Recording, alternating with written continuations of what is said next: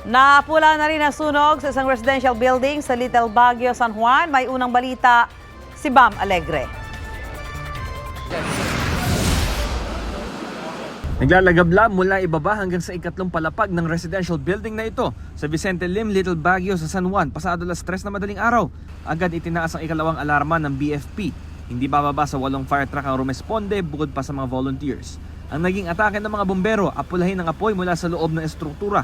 Nahirapan ng mga bombero dahil hindi tuloy-tuloy ang water supply ng mga fire truck. Naapula rin ng apoy pasado alas 4 ng madaling araw. Yung firewall na nakatulong kaya hindi siya kumalat na yung apoy kasi kahit kita mo may kadikit siya ng mga bahay sa kabilaan pero hindi siya tumawid dahil nga sa firewall. Then ang difficulties natin medyo natipid lang yung supply ng tubig kaya medyo na-delay yung pag-fire out natin.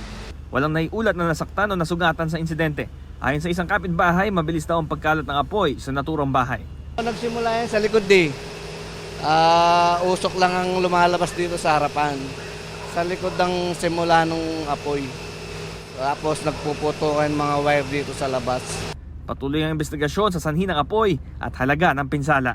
Ito ang unang balita mula San Juan, Bam Alegre para sa GMA Integrated News.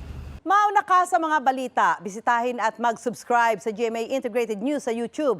Sa mga kapuso abroad, samahan nyo kami sa GMA Pinoy TV at sa www.gmanews.tv.